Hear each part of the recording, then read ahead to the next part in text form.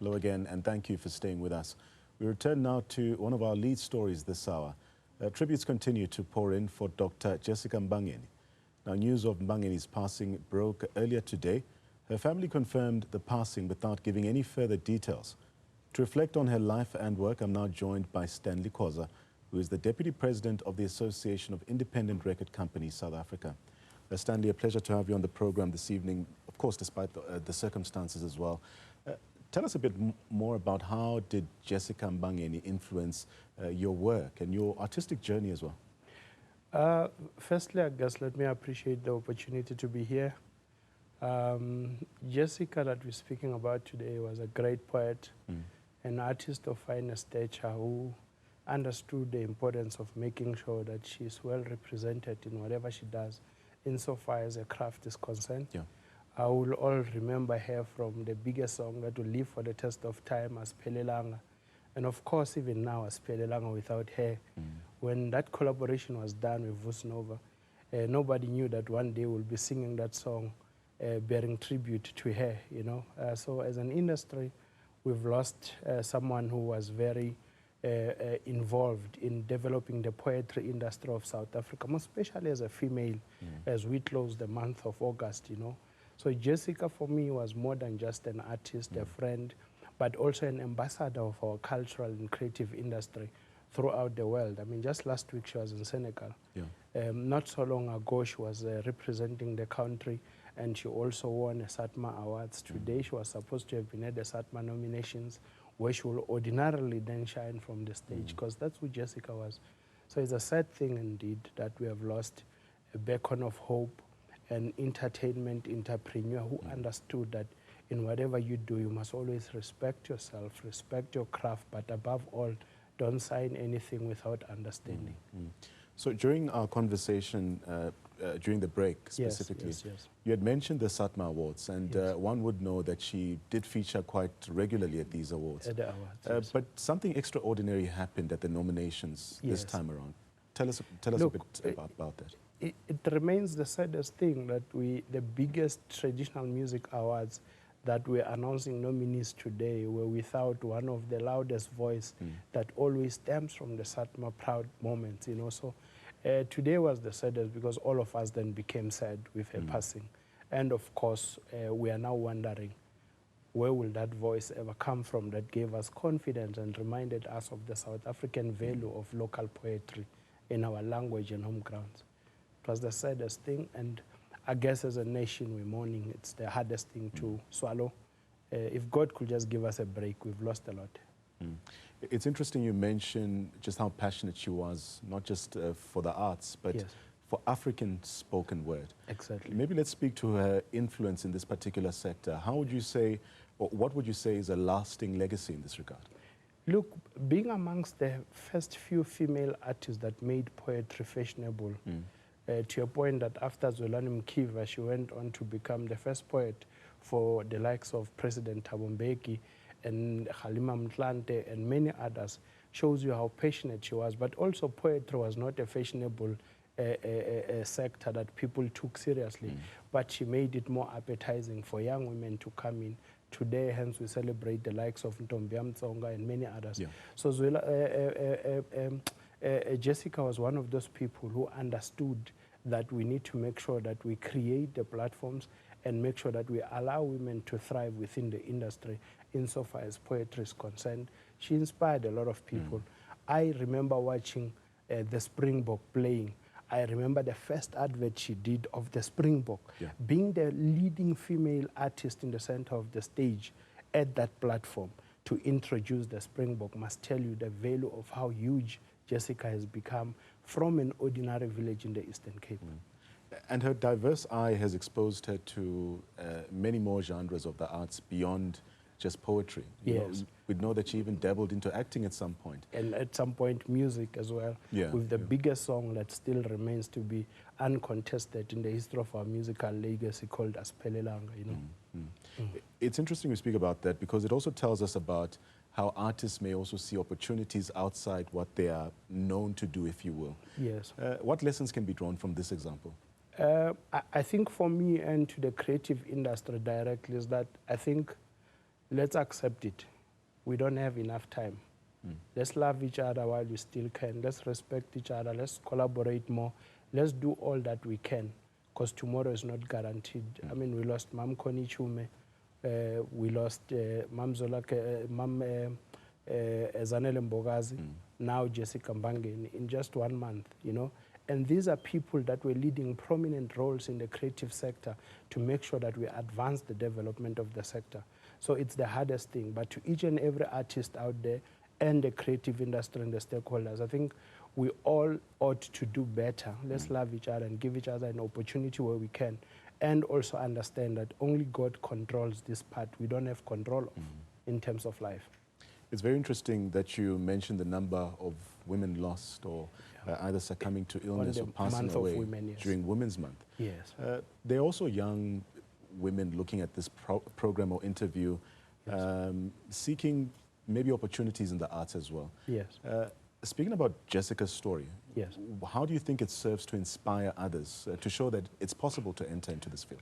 Look, Jessica took herself as an ambassador of change. She wanted to teach young people to accept themselves as who they are, regardless of shapes. She was a proud, astute woman who had a beautiful body. And she was inspiring young women to accept themselves, not wanting to look like the Nicki Minaj's of the country. She was also involved in programs and workshops that are about developing women. She was also about uniting people. She was also about educating people. But what I love most about Jessica, she was also a woman that owned a business called Quantocentric. She was also involved in design and fashion. All the dresses that Jessica was wearing in all the stages, including here at Newzroom Afrika interviews, she was dressing herself.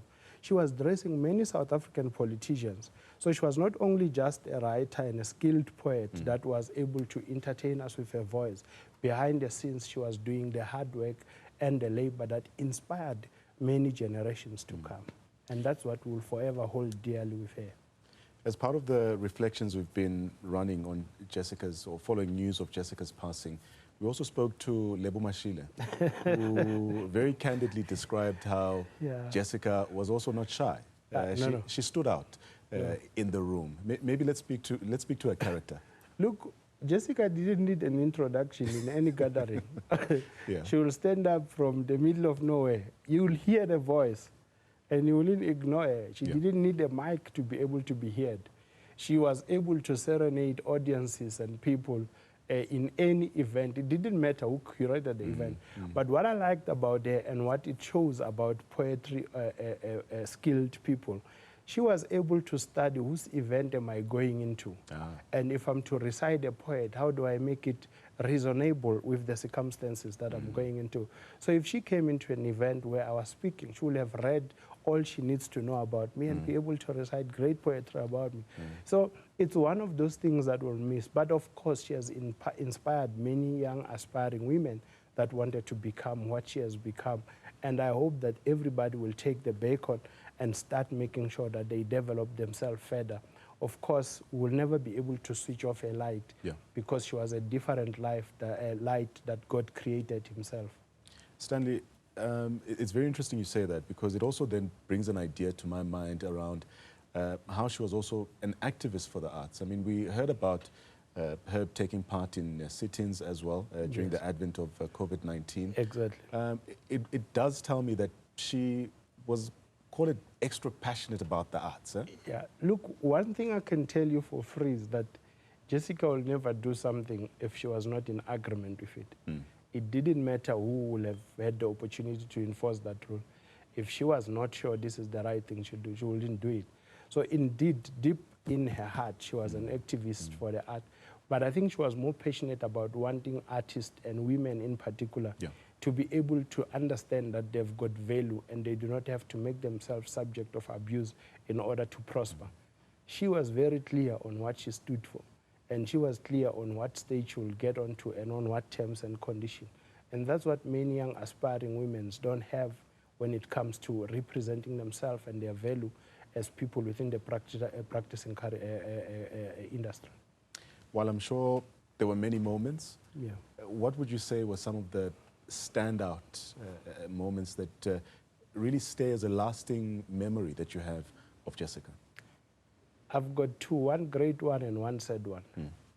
The great one is that before we released the album that's currently trending #1 worldwide by an artist from the Eastern Cape called Diamke, she was the last person to listen to the album before it was released, because we value the opinion on the fact that the artist comes from a province. Yeah. But over and above that, the last conversation I had with Jessica still remains a question. She had a legal challenge where she had a legal threat from some attorneys and they needed to be paid. And that's the last thing that we're dealing with. Past that, once that was resolved, we have never had an opportunity to have lunch or breakfast like we would. And I'll never know how many other things did she has or what exactly it is that transpired that led to today. So those are some of the things why I say proudly and boldly that it remains the hardest thing that I'll never get to understand. And of course, that then explains that death has no date. All we need to do is to make sure that we are there for one another at all material times. Stanley, before we let you go, maybe just give us your final word regarding just your tribute to Jessica, but also give us your views on what you believe is the best way to really honor her life. Yeah, look, for me, I think I'll start with the best way to honor her life. I hope that the country can join in celebrating her contribution to the creative and cultural industries. I know that we have a flexible minister who's able to make things happen. Let's find a befitting way to celebrate the contribution of Jessica Mbangeni to the advancement of transformation, especially also representation of women in the cultural and creative industries. But from me personally, as a note to her, you left too soon. I was never ready for this. I was still looking forward to you entering my office to come and tell me who else must we take on. Because that's who she was and what she believed in. And of course, we always shared many dreams that we may never realize now because she has left. But I hope that she's with God and all whatever it is that she stood for. And may her legacy remain behind for the longest of time for the next generation to study her as a curriculum. Stanley Khoza, thank you so much for your time and making time as well to join us in studio as we conclude this tribute to Dr. Jessica Mbangeni.